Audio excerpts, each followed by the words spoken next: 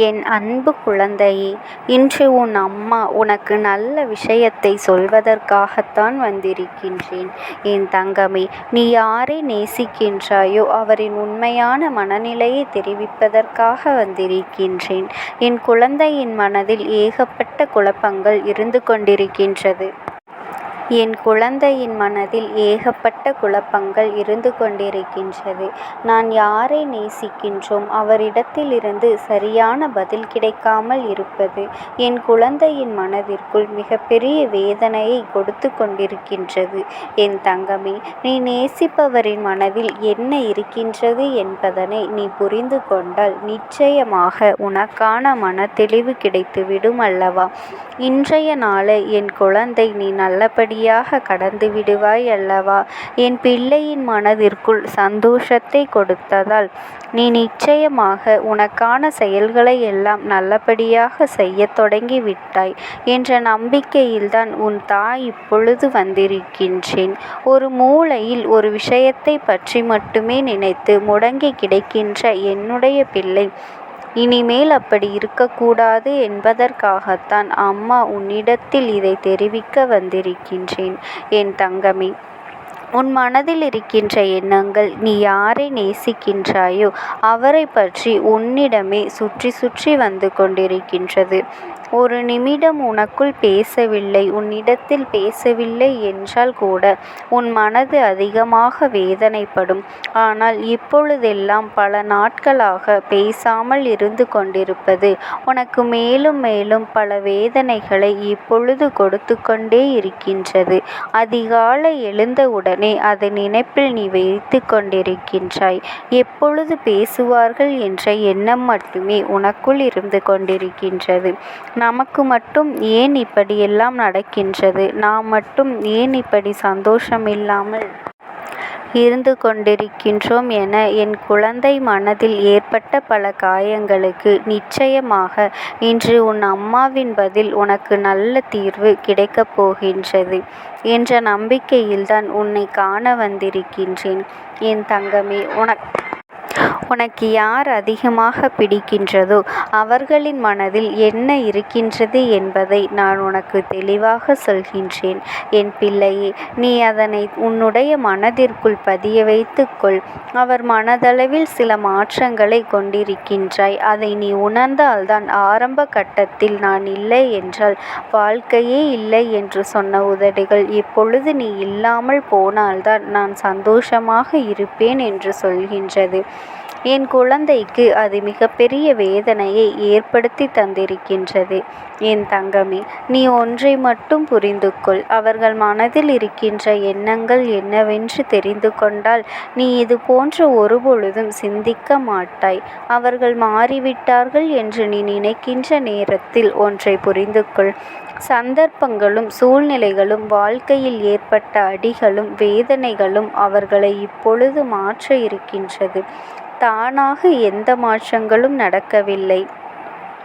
அவர்கள் மாறி இருக்கின்றார்கள் என்று நீ சொல்வது உண்மைதான்.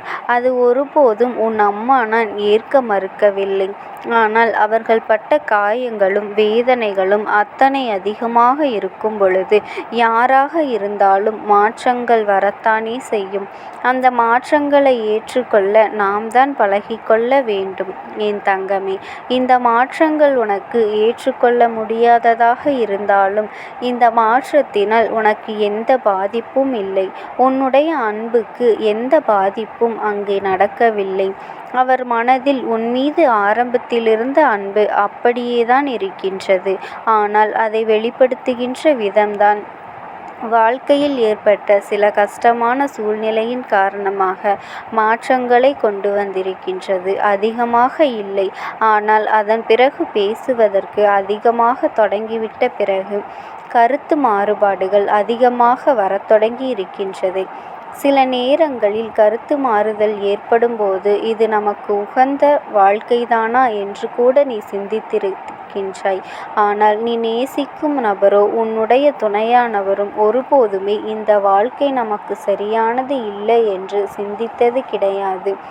வார்த்தைகளை கோபத்தில் அதிகமாக விட்டாலும் எந்த ஒரு சூழ்நிலையிலும் நீ எனக்கு வேண்டாம் என்று அவர் ஒருபொழுதும் நினைத்தது இல்லை.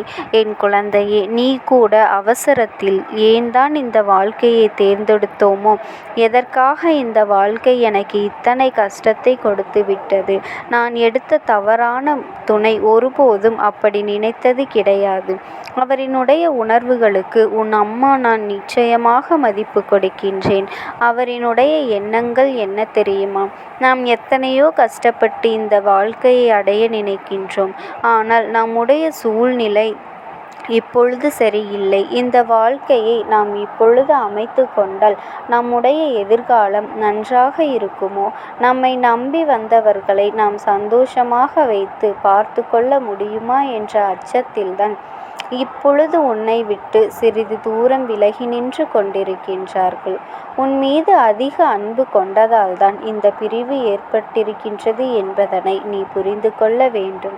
என் தங்கமே, அம்மா சொல்வது யார்? உன் மீது உண்மையான அன்பு வைத்து சந்தர்ப்ப சூழ்நிலைகளினால் பிரிந்து நிற்கின்றார்களே, அவர்களுக்கு மட்டும்தான் பொருந்தும் என்பதனை நீ புரிந்து கொள்ள வேண்டும்.